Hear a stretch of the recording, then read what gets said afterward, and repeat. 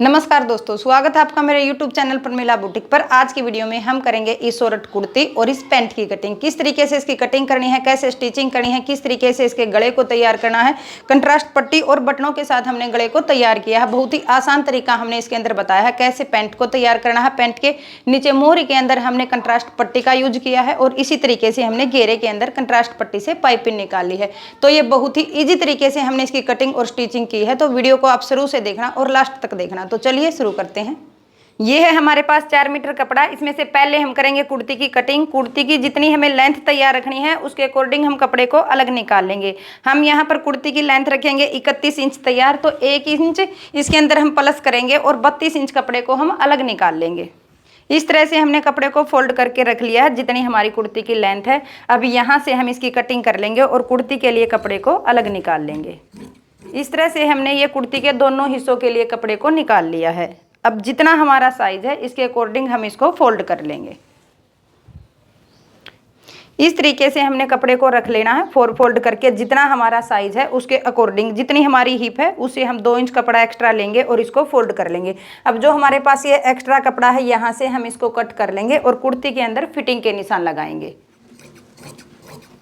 अब हमारे पास सिर्फ कुर्ती के लिए कपड़ा बच गया है। इसमें से हम फिटिंग के निशान लगा के कुर्ती की कटिंग करेंगे। सबसे पहले हम लगाएंगे तीरे का निशान। तीरा है हमारा 14 इंच तैयार, तो इसका हाफ पर निशान हम लगाएंगे 7 इंच पर।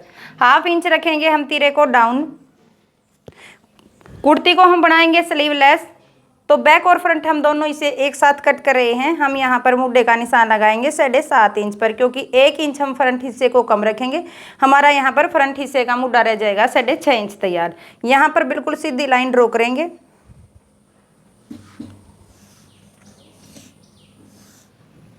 अब जहाँ हमें चेस्ट का निशान लगाना है यहाँ पर इस तरीके से एक लाइन लगा लेंगे। अब हम लगाएंगे चेस्ट का निशान। चेस्ट है हमारी 38 इंच तैयार, तो 38 इंच का 1/4 हो गया 9.5 इंच। यहाँ से 7 इंच पर लगाएंगे हम कमर का निशान। कमर हमारी तैयार है 32 इंच, तो 32 का 1/4 हो गया 8 इंच। यहाँ से 13 इंच पर लगाएंगे हम हिप का निशान, जहाँ पे हमारा मुड्ढा है। हिप हमारी तैयार है 42 इंच, तो 42 का 1/4 हो गया 10.5 इंच। इस तरीके से हमने यहाँ तक निशान लगा लेने हैं। घेरे का निशान भी जितनी हमारी तैयार हिप है उसके अकॉर्डिंग ही हम यहाँ पर लगाएंगे 10.5 इंच पर। इस तरीके से हमने निशानों को लगा लेना है। अब जो हमने फिटिंग के निशान लगाए हैं उनको आपस में एक दूसरे के साथ मिला देंगे।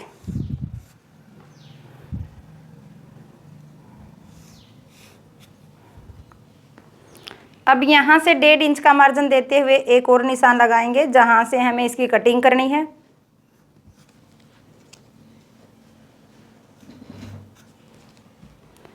यहाँ पर भी इस तरीके से इनको मिला लेंगे।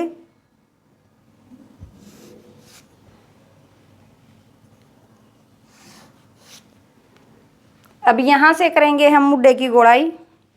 बैक गले को हम बिल्कुल छोटा रखेंगे 2 इंच का, तो यहाँ से हमें 1.5 इंच पर इस तरीके से निशान लगाना है। और जितना हमारा तैयार मुड्ढा है वहाँ से बिल्कुल उसके सेंटर से लेते हुए इस तरीके से मुड्ढे की गोलाई करनी है। इस तरीके से हमने सभी निशानों को कंप्लीट कर लिया है। अब जहाँ पे हमने निशान लगाए हैं वहाँ से हम इसकी कटिंग कर लेंगे।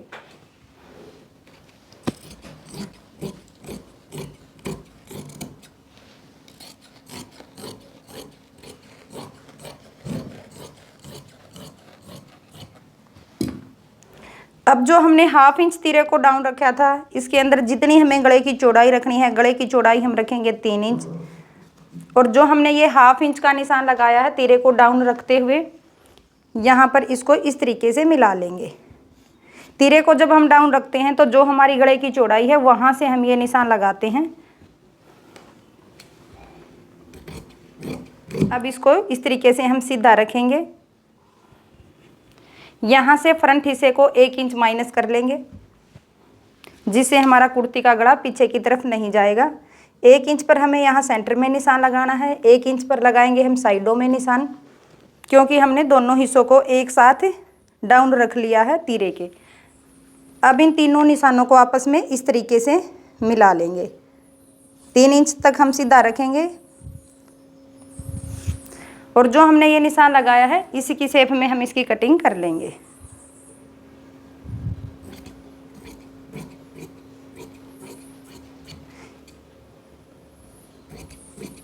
इस तरह से कटिंग करने के बाद अब हम फ्रंट हिस्से के आर्म होल की कटिंग करेंगे। इसके लिए हम फ्रंट हिस्से को अलग निकाल लेंगे और इस तरीके से हम इसको रख लेंगे। अब इसके अंदर हम आर्म होल की कटिंग के निशान लगाएंगे। जितना हमने तैयार मुड्ढा लिया है बिल्कुल उसके सेंटर में हमें निशान लगाना है। यहाँ पर हमें मुड्ढा लिया है फ्रंट हिस्से का 6.5 इंच, 3.25 इंच पर हमें ये निशान लगा लेना है। यहाँ से इंची टेप को इस तरीके से रखते हुए 0.25 इंच पर अंदर की तरफ निशान लगाएंगे और जो हमारा ये तीरा है यहाँ से इस तरीके से इसकी गोलाई करते हुए यहाँ तक मिला लेंगे, जो हमारा फिटिंग का निशान है। और यहाँ से हम इसकी कटिंग कर लेंगे।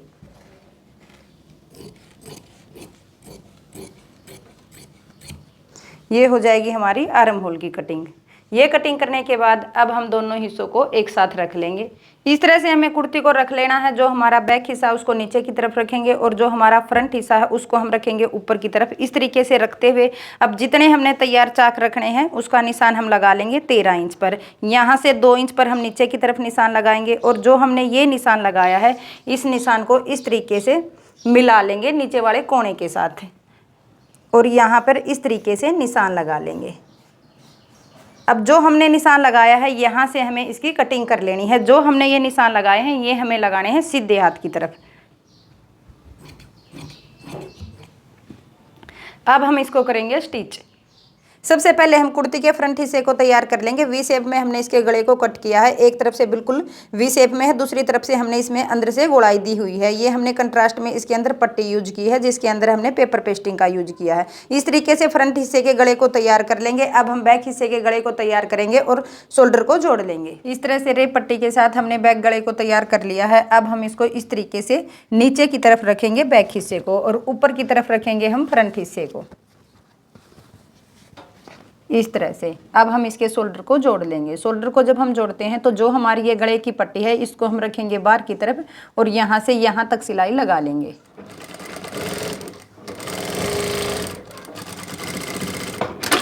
इस तरह से हम ये सिलाई लगा लेंगे। इसी तरीके से दूसरे शोल्डर पर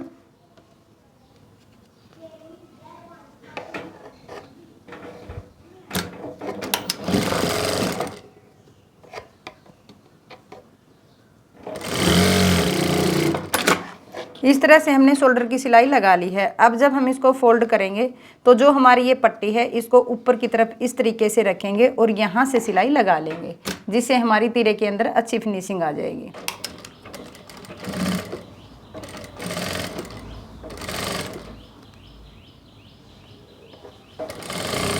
इस तरह से हमने यहाँ तक कुर्ती को तैयार कर लिया है। फ्रंट गला हमारा तैयार हो गया है, बैक गले को हमने तैयार कर लिया है और शोल्डर को जोड़ लिया है। अब जो हमारी ये कंट्रास्ट में रेब पट्टी है इसको हमने जो ये मुड्ढा कट किया है इसके ऊपर अंदर की तरफ लगा के ऊपर की तरफ हम इसको पलट लेंगे, यानी कि इसके ऊपर हम इसकी पाइपिंग लगा लेंगे और इसी पट्टी को हम नीचे की तरफ इस तरीके से लगाते हुए ऊपर की तरफ भी पाइपिंग निकाल लेंगे।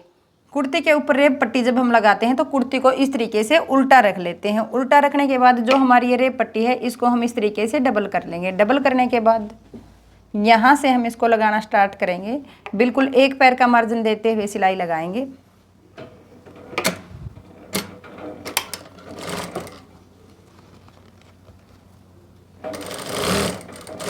इस तरह से हमने सिलाई को कंप्लीट कर लेना है। इस तरीके से सिलाई लगा लेंगे। सिलाई लगाने के बाद अब जो हमारी ये पट्टी है इसको हम इस तरीके से अंदर की तरफ फोल्ड करके यहाँ से सिलाई लगा लेंगे।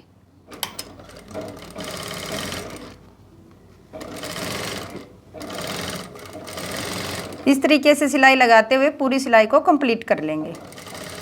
इस तरह से हमारी एक मुड्ढे के ऊपर रेब पट्टी लग गई है। इसी तरीके से हम दूसरे मुड्ढे पे रेब पट्टी लगा लेंगे और सेम तरीके से हम नीचे की तरफ भी रेब पट्टी लगा लेंगे। इस तरह से रेब पट्टी के साथ हमने मुड्ढे को तैयार कर लिया है और नीचे से घेरे को तैयार कर लिया है। अब इसके अंदर हम लगाएंगे फिटिंग की सिलाई और जो हमारे पास ये चाक बचेंगे उनको हम फोल्ड कर लेंगे।